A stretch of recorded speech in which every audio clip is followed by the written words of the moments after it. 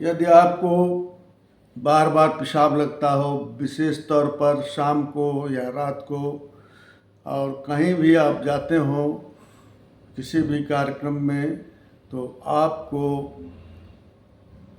Urinal के आसपास बैठने की, पता लगा के बैठने की आदत हो गई हो, तो ये वीडियो आपके लिए है। तो आपको benign hypertrophy of prostate, BPH, benign prostatic hypertrophy हो गई है। अब हम बात करेंगे बेनाइन हाइपरट्रॉफी की, जो आपके लिए बहुत ही फ़ायदेमंद होगी। आप इसको ध्यान से देखिएगा और लास्ट में मैं एक ऐसा उपाय बताऊंगा जिसको जानना ज़रूरी है, इसलिए वीडियो को अंत तक देखिएगा। ये प्रोस्टेटिक हाइपरट्रॉफी क्या है? अमूमन 50 से ऊपर के लोगों को ये बीमारी हो जाती है। 50 से 80 या उसके ऊपर के लोगों को ये बीमारी हो जाती है। प्रोस्टेटिक ग्लैंड्स पेशाब की थैली के नीचे से जब यूरेथ्रा निकलती है, जो पेशाब की नली निकलती है, उसको चारों तरफ से घेरे रहती है, अखरोट के आकार की होती है। और ये बढ़ोतरी में आते आते 50 साल की उम्र में, कभी कभी किसी लोगों को 40 में भी ये इनलार्ज हो जाती है, बढ़ जाता है, इसकी साइज बढ़ जाती है, जिससे पेशाब की नली को पतला बना देती है और पेशाब होने में दिक्कत होती है, बार बार पेशाब लगती है, जलन होता है। तो ये सिम्टम्स जो है पर मैं चर्चा करूँगा। जो भी मैं बताऊँगा वो इंग्लिश में बताऊँगा, आधा इंग्लिश होगा, आधा हिंदी होगा, क्योंकि जो मेडिकल साइंस है, जैसे आप गीता में बिना संस्कृत के श्लोक को उसको नहीं समझ सकते हैं, वैसे मेडिकल साइंस में बिना आधी इंग्लिश के उसको समझना बड़ा ही कठिन होगा। तो मैं अब चलता हूँ, आपको इसका कारण बताता हूँ। काज ऑफ प्रोस्टेटिक इनलार्जमेंट, अभी तक इसकी स्टैंडर्ड काज जो है, इसकी बहुत एक्यूरेट काज जो है वो नहीं मालूम हो पाया है, काज माने कारण। लेकिन ऐसा माना जाता है कि ये एज से लिंक करती है, और एज से इसलिए लिंक करती है कि 40 आते आते बॉडी में हार्मोनल चेंज हो जाते हैं। इन हार्मोनल चेंज के से पहला इसका कारण है हार्मोनल चेंजेस। मनुष्य में ये होता है, मनुष्य मेन में, फीमेल में नहीं, हार्मोन का बैलेंस बिगड़ जाता है। टेस्टोस्टेरोन का और डिहाइड्रोस्टेरोन का, DHT का, इसमें चेंज हो जाता है और इसके वजह से प्रोस्टेट में ग्रोथ होता है। इसके बाद कारण है एजिंग, उम्र के साथ ये बढ़ता है। ये 50 से 80 साल के लोगों के बीच, कभी कभी 40 के में भी ये होता है, अभी आपको मैंने बताया है। इसके बाद family history, inherited four father में अगर इस तरह की समस्या हो तो उसके खानदान में, उसके संतान में आने की संभावना होती है। इसके कॉमन सिम्टम क्या है, इसके जो सामान्य लक्षण क्या है, कैसे इसको पहचाना जाएगा? यह प्रोस्टेट इनलार्ज जो है, अभी मैंने आपको बताया कि यूरेथ्रा को, जो पेशाब की नली है, उसको पतला बना देता है। अब इसके बाद जो है ये एज से भी इसका रिलेशन है। 50 से ऊपर के एज में ये इफेक्टिव होती है ज़्यादा। अगर इसको जांच, ये इसके बाद जो है फैमिली हिस्ट्री में भी, अगर फैमिली में भी लोगों को होता आया है तो होने की संभावना होती है। इसकी जांच कैसे होती है, इसका पता कैसे लगा? इसकी पता जो है वो एब्डोमेन का QUB एरिया का जो अल्ट्रासाउंड है उसमें कराने के बाद इसका पता लगता है, और ये आपको करा लेना चाहिए। इसके अलावा टेस्ट जो होती है PSA की टेस्ट होती है, जिससे ये पता लगता है कि ये ट्यूमर जो है, ये प्रोस्टेट का इनलार्जमेंट जो है वो कैंसरस तो नहीं है। ये 2 जांच आपको कराना जरूरी है। इसके कॉमन सिम्टम क्या हैं? प्रोस्टेट के इनलार्ज होने से यूरेथ्रा जो है, पेशाब की नली जो है वो पतली हो जाती है, उसमें ऑब्स्ट्रक्शन हो जाता है, उसमें इरिटेशन पैदा होता है।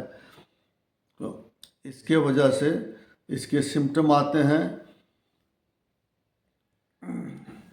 कमज़ोर पेशाब होना, पतला धार होना और इंटरप्टेड होना, रुक रुक के होना, बूंद बूंद चूना, पेशाब करने के बाद बूंद बूंद चूना, ये इसका सिम्टम है। Frequent irritation specially at night, बार बार पेशाब जाने की इच्छा होती है, विशेष तौर पर रात को, specially at night. Urgent need to urinate, जब पेशाब लगती है तो तुरंत अर्जेंट जाने की आवश्यकता होती है। फीलिंग, ऐसा महसूस होता है कि ब्लैडर हैज़ कम्प्लीटली एम्प्टी, वैसे ब्लैडर जो है पेशाब की थैली खाली हो गई हो, लेकिन उसके बाद भी जाना पड़ता है। और ड्रिबलिंग होती है, पेशाब बूंद बूंद करके चूती है पेशाब करने के बाद, at the end of urination dribbling. अब मैं आपको बताऊंगा इसकी कुछ होम्योपैथिक दवाओं की। होम्योपैथिक दवाओं का सिलेक्शन जो है टोटलिटी ऑफ सिम्टम पर होता है, इसलिए इस पर ध्यान देना जरूरी है कि आपके सिम्टम दवा से कैरी करते हो, पूरी तरह से उस दवा को ही लें। इसमें पहली दवा है सब्बल सेरुलेटा। पहली दवा है सब्बल सेरुलेटा। ये प्राइमरी जो है प्रीमियम रेमडी है, ये एकदम फर्स्ट एड रेमडी है। प्रोस्टेट में जब इरिटेबिलिटी हो जाए और कांस्टेंट डिजायर हो, बार बार पेशाब जाने की इच्छा हो, constant desire of urinate, painful urination हो, दर्द हो पेशाब में, और डिफ़िकल्टी यूरिनेट मानी पेशाब करने में डिफ़िकल्टी हो इन एल्डरली एज, ओल्ड एज में। ये सब्बल सेरुलेटा करती क्या है कि it help relief senses of fullness in bladder. Bladder में फूलने की जो सेंसेशन है, ब्लैडर फुल हो गया है, उसको ये रिलीफ करती है। ये पहली दवा है। इस दवा को 10 बूंद आधा कप पानी में डाल के दिन में 3 बार 6-6 घंटे के इंटरवल पर लेना है। उसके बाद दूसरी दवा है कोनियम मैकुलेटम। कोनियम मैकुलेटम ये प्रोस्टेट ग्लैंड की जब हार्ड हो जाती है, इंडुरेशन हो जाता है, और इसमें एलास्टिसिटी ख़त्म हो जाती है, तो उस समय इस दवा को दिया जाता है। इसमें पेशाब की धार जो है इंटरप्ट हो जाती है, फ्लो जो फ्लो है पेशाब का वो धीरे धीरे स्टार्ट होता है और धीरे धीरे जो है बंद होता है। कभी कभी बहुत तेज़ी से बंद होता है। इसमें वही शार्प स्टिंगिंग पेन होता है पेल्विस एरिया में, पेशाब की थैली का निचले पोर्शन में वो होता है, दर्द होता है, भारीपन लगता है।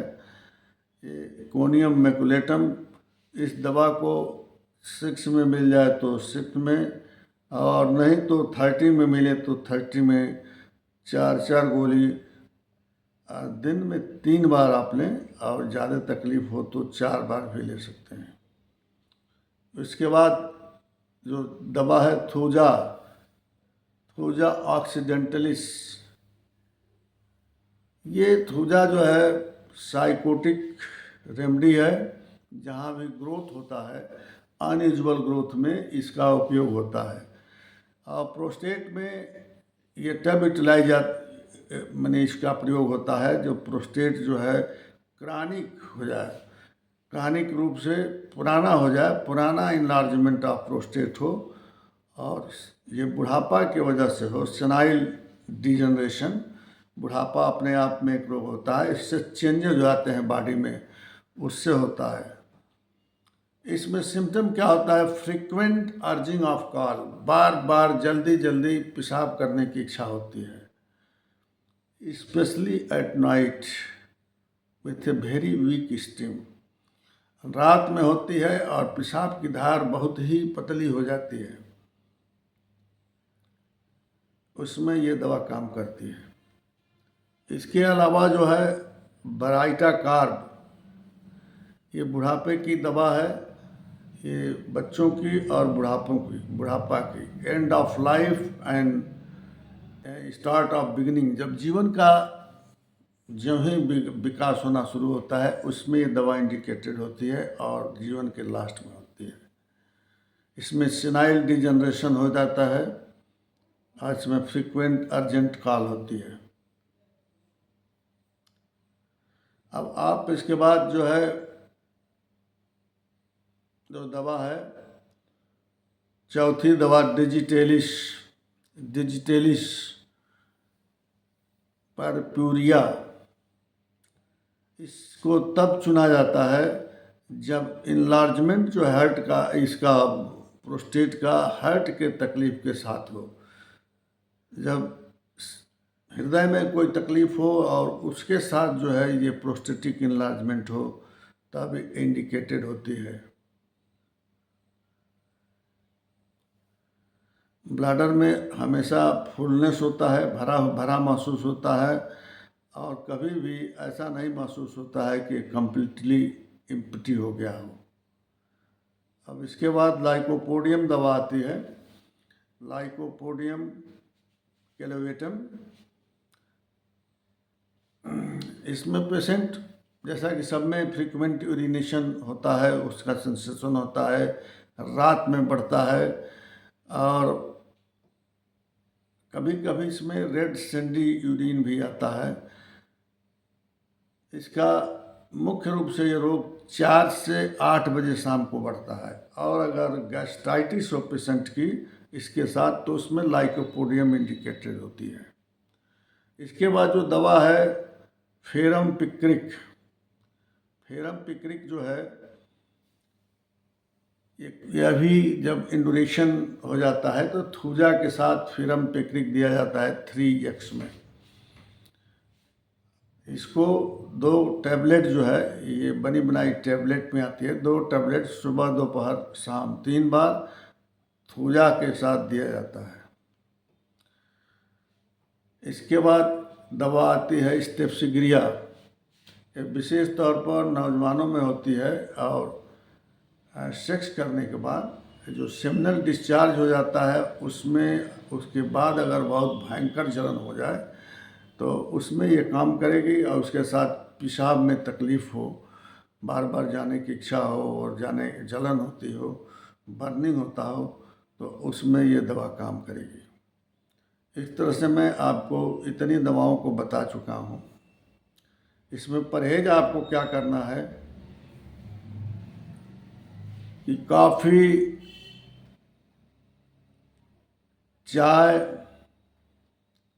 एल्कोहल जैसे स्टिमुलेंट चीज़ को नहीं लेना है, जितना कम करेंगे उतना आपको फ़ायदा होगा। पानी पर्याप्त मात्रा में लेना है, लेकिन 4 बजे शाम के बाद आप पानी पीना कम कर दीजिएगा, इसलिए कि उस समय पेशाब ज़्यादा बढ़ता है। सादा भोजन करें, फाइबर युक्त भोजन करें और तेल मसालों का प्रयोग कम कर दें। इस तरह से आप इन दवाओं को थोड़ा काफ़ी दिनों तक लेना पड़ता है और बीच बीच में अल्ट्रासाउंड कराना पड़ेगा कि आपका प्रोस्टेट का साइज जो है वो छोटा हो रहा है कि नहीं हो रहा है। जनरली 25 ग्राम तक की साइज सामान्य होती है, इससे ज़्यादा होने पर ये प्रोस्टेट होना माना जाता है और ये अल्ट्रासाउंड कराने के बाद ही मालूम होता है। इसलिए 2 महीने पर 1 महीने पर आपको अल्ट्रासाउंड कराना ही पड़ेगा। तो ये मैं आपको पूरी पिक्चर जो है इसका दे दिया हूँ प्रोस्टेटिक हाइपरट्रॉफी की। उम्मीद करता हूँ कि आप इससे लाभ उठाएंगे। और कोई भी दवा लीजिए उसके साथ थूजा लेना मत भूलिएगा। थूजा 6 या 30 में 2 बार 3 बार लेना है और थोड़ा लंबे समय तक लीजिए, 6 महीने तक लीजिए और क्योर हो सकता है। होम्योपैथिक में क्योर होने की संभावना ज़्यादा होती है। अगर इसके बाद भी आपका सिम्टम नहीं आराम होता है तो you can go to surgeon के पास जाएं और इसको ऑपरेट कराएं। Thank you for watching my video. अगर ये वीडियो मेरी किसी तरह से आपको लाभदायक लगती हो, आपका ज्ञानवर्धन करती हो, आपको हेल्थ इम्प्रूवमेंट में सहयोग करती हो तो मेरे वीडियो को लाइक करें और सब्सक्राइब भी करना ना भूलें और शेयर भी करें। मैं इस क्लासिकल होम्योपैथी की बात करता हूँ। कई डॉक्टर्स जो हैं आके 3-4 दवाओं का मिक्सचर बनाने की आपकी बात करेंगे। मैं उस मिक्सचर की पक्ष में नहीं है, प्योर होम्योपैथी जो आपको फ़ायदा करेगी, इसलिए कि मिक्सचर की अन्य दवाएं जो ज़रूरत नहीं है आपको नुकसान करती हैं। Thank you very much for watching my video. Thank you.